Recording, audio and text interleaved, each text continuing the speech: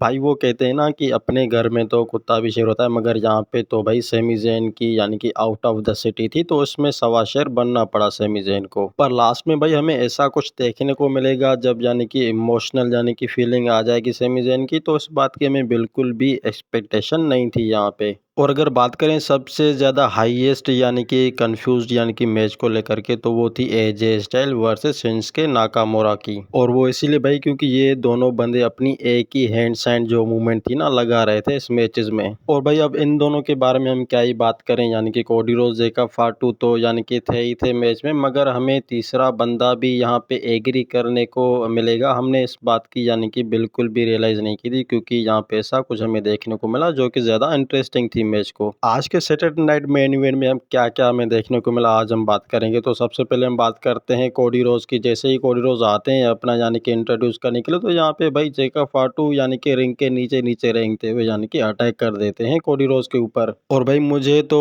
नहीं था पता, क्योंकि मैंने ध्यान नहीं दिया था क्योंकि वो रेफरी ने बेल बजाया भी था या नहीं, मगर ये अपने आप में इतने यानी कि घुल मिल गए थे कि ज़्यादा यानी कि ध्यान ही नहीं गया, क्योंकि यहाँ पे बहुत ही हेवी यानी कि मैच पॉडकास्ट हो गई थी। और तो और भाई जेकब फाटू और कोडी रोज जो थे यानी कि क्राउड के बीच में ही घुस जाते हैं और इतनी यानी कि बुरी तरीके से अपने आप को पीटने लगते हैं, जैसे कि भाई एक यानी कि क्राउड की फीलिंग होती है ना कि हाँ बंदा अपने आप को जो है कंट्रोल नहीं कर पा रहा होता है, तो यहाँ पे वैसे ही जो है सीन चल रहा होता है। और भाई क्राउड को छोड़ते छोड़ते पता नहीं कब बैक स्टेज में पहुंचे, मैंने भी ध्यान नहीं दिया, क्योंकि यहाँ पे ऐसा कुछ हो रहा था जिससे कि बहुत ही खतरनाक इंजरी हो सकती थी यानी कि जेकब फाटू और यानी कि कोडी रोज की। यहाँ पे जेकब फाटू सबसे यानी कि पहले जो थे काउंटरस्ट थे यानी कि बनने जाते थे, क्योंकि वो सबसे ज्यादा अटैक कर पा रहे थे। और तो और भाई कोडी रोज और जेकब फाटू में जो भी बंदा यानी कि इंटरेंस करता था, तो वो उसे उछाल के यानी कि फेंक देते थे। कोडी रोज और जेकब फाटू ये दोनों ही यानी कि मूवमेंट कर रहे होते हैं, मगर यहाँ पे तभी अचानक से जो है वो ड्रू मैकिंटायर भी आ जाते हैं इनके बीच में। जेकब फाटू को तो वो धक्का दे के यानी कि गिरा देते हैं वहां से, और यहाँ पे जो कोडी रोज को पावर बॉम्ब लगा देते हैं। इसी तरीके से मुझे नहीं पता था कि ये भी बंदा यानी कि इंटरेस्टेड है इन दोनों के अगेंस्ट, और कितना मामला गंभीरता होता जाएगा, और ये भी नहीं था पता भाई क्योंकि। और ये मैच भाई पूरी तरीके से ड्राफ्ट एंगल में चला गया, क्योंकि यहाँ पे जो तीसरा बंदा एंट्रेंस करता हुआ हमें देखने को मिला ड्रू मैकिंटायर, तो उसने आपको तो देख ही लिया होगा कि कितना यानी कि बुरे तरीके से कोडी रोज को फेंक दिया था।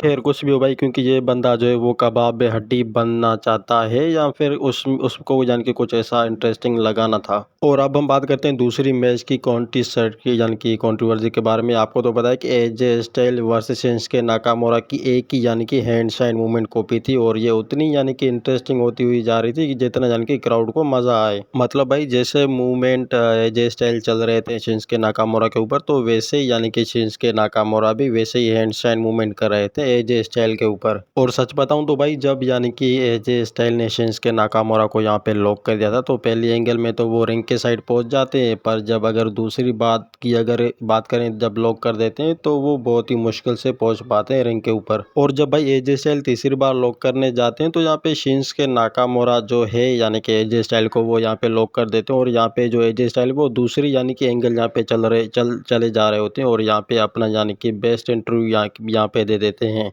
पर यहाँ पे एजे स्टाइल के साथ वो हो नहीं पाता है, और यहाँ पे शिंसुके नाकामोरा जैसी अपनी नेक्स्ट यानी कि मूवमेंट चलने जा रहे होते हैं, तो यहाँ पे पूरी तरीके से एजे स्टाइल जो है उनके यानी कि लॉक कर देते हैं इंजरी को, यानी कि उसकी टांग के ऊपर यानी कि लात मार देते हैं। भाई मैं आपको क्लियर बात बता देता हूँ, क्योंकि भाई ये मैच जो था बहुत ही इंटरेस्टिंग था, क्योंकि अभी के टाइम में जितनी भी मैचेस हुई है एजे स्टाइल की शिंसुके नाकामोरा की, तो ये उनमें से सबसे बेस्ट थी। यानी कि आपने तो देख ही लिया होगा कि किस तरीके से जो है अपने आप के ऊपर यानी कि दोनों ही बंदे जो है खतरनाक यानी कि इंजरीज के ऊपर यानी कि वार किए जा रहे थे, मगर फिर भी यानी कि काबू नहीं पा रहे थे अपने आप को। पर अगर भाई हम लास्ट मूवमेंट की बात करें, तो यहाँ पे शिंसुके नाकामोरा का एल्बो जो था वो डिस्ट्रॉय हो गया था, और यहाँ पे इसी और यानी कि एजे स्टाइल ने उसी यानी कि मौके का फायदा उठाया, और यहाँ पे अपना जो पावर यानी कि फिनिशर है वो यहाँ पे लगा लेते हैं, और इस मैच को पूरी तरीके से पिन कर पाते हैं। और यहाँ पे एजे स्टाइल की शायद कुछ सिस्टर भी आई थी, यानी कि यहाँ पे कुछ उनकी फैमिली मेंबर हैं इस तरीके से। और आज का ये मैच बहुत ही क्रिटिसाइज था, क्योंकि ये मैच मुझे सबसे बेस्ट लगा।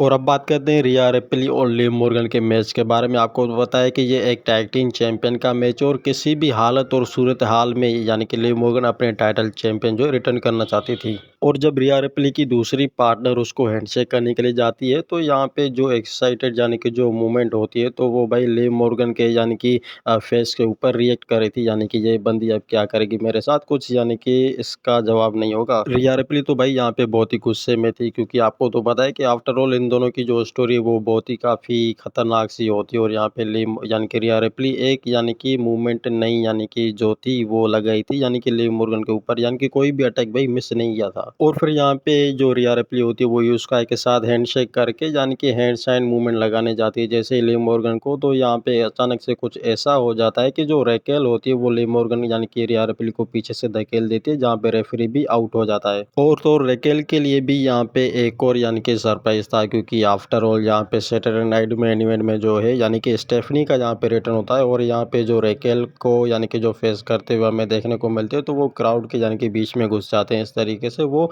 अपने आप को यानी कि देखने लगते हैं यानी कि मैचेस को छोड़ करके। और तो और भाई इस मैच की यानी कि जो एंडिंग होगी मुझे बिलीव नहीं था, क्योंकि यहाँ पे लिव मॉर्गन जैसे ही चिल्ला रही थी हैंडशेक यानी कि करने के लिए, तो यहाँ पे अचानक से जो रिया रिप्ली होती है ना, रिया रिप्ली भी भाई अपने पार्टनर को जो है पीछे से हैंडशेक करती है और लिव मॉर्गन को इस बात की भड़क नहीं होती, और यहाँ पे जो पिन कर पाती हैं तो वो रिया रिप्ली बहुत ही भाई खतरनाक एंग्री मूवमेंट में करती हैं। आप देख ही सकते हैं कि उसका फेक्स रिएक्शन। फाइनल मैच के बारे में हम बात करते हैं भाई, semi then the final of the ओरा यानी कि कॉन्टेस्टेंट, जो कि अब मैं सीधे सीधे कह देता हूँ मेन इवेंटर। भाई मुझे भी उतना ही यकीन था जितना कि आप सब लोगों को, क्योंकि आउट ऑफ द कंट्री में जो बेस्ट सिटी है वो यानी कि सेमी ज़ेन की, और यहाँ पे सेमी ज़ेन का मैच रखा गया था एक 4 फाइटल वे मैच में। सेमी ज़ेन तो भाई सबसे पहले जो है मार खाते हैं डेनियल ब्रीज के हाथों, और फिर कुछ अचानक से ऐसी यानी कि मूवमेंट हो जाती है, डेनियल ब्रीज को वो सबसे पहले तो वो इंजर्ड कर देते हैं यहाँ से, यानी कि उसके साथ लड़ाई यानी कि लड़ने जाते हैं और यहाँ पे अपना ऑरा भी यानी कि लगाने की कोशिश करते हैं, मगर यहाँ पे डेनियल ब्रीज उसको लॉक करके जो है मूवमेंट की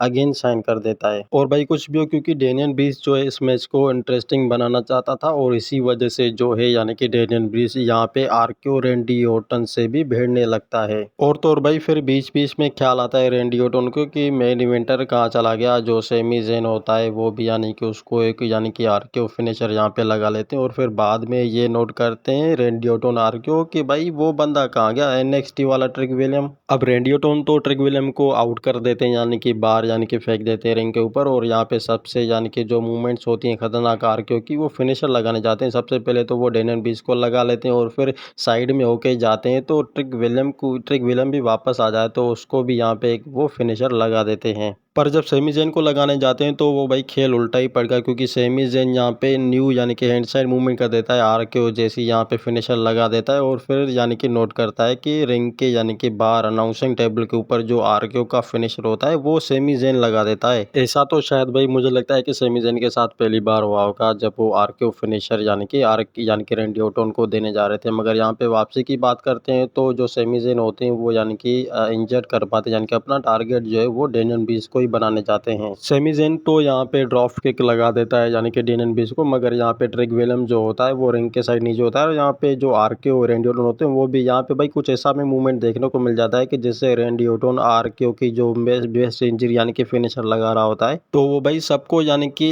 एक बार में ही यानी कि फिनिशर मूवमेंट्स लगा देता है, यहाँ पे सेमी ज़ेन को, ट्रिक विलियम को, और जब बात करते हैं डेनियल ब्रीज की तो उसको भी यहाँ पे फिनिशर मूवमेंट लगा देता है। पर भाई यहाँ पे दो ऐसे बंदे थे इंटरेस्टेड जिसका नाम था ट्रिक विलियम और यानी कि डेनियल ब्रीज, तो उनको सबसे ज़्यादा फिनिशर लगाते हैं आरक्यू। और जब बात करते हैं जब यानी कि फाइनल यानी कि इंजरीज के बारे में, तो ट्रिक विलियम और डेनियल ब्रीज यहाँ पे लड़ रहे होते रिंग के कॉर्नर के साइड पर, मगर यहाँ पे आरक्यू एक बेस्ट यानी कि दोनों को ही यानी पे फिनिशर यहाँ पे देता है, और ये आप समझ सकते हो कि कितना ही नोटी आरक्यू है आज के सैटरडे नाइट मेन इवेंट में। और भाई सेमी ज़ेन यहाँ पे अपनी RQ finisher hand sign movement की कोशिश करता है, यहाँ पे जैसे ही वो साइन रेडी करता है तो यहाँ पे ऐसा कुछ हमें देखने को मिल जाता है कि जिससे कि आरक्यू यानी कि पीछे ही धकेलता हुआ चला जा रहा था। फिर सेमी ज़ेन भाई दो ही यानी कि लोगों को टारगेट करता है, यहाँ पे ट्रिक विलियम को यानी कि वो टारगेट करता है, और दूसरा यहाँ पे डेनियल ब्रीज को जो है वो टारगेट डोमिनेट कर लेता है यहाँ पे, मगर अचानक से कुछ हमें ऐसा यानी कि मूवमेंट देखने को मिलेगा जहाँ पे ट्रिक विलियम और यानी कि डेनियल बीच लड़ जाते हैं और फिर भाई अचानक से ही सेमी ज़ेन जो है पीछे से यानी कि डेनियल बीच को यानी कि एक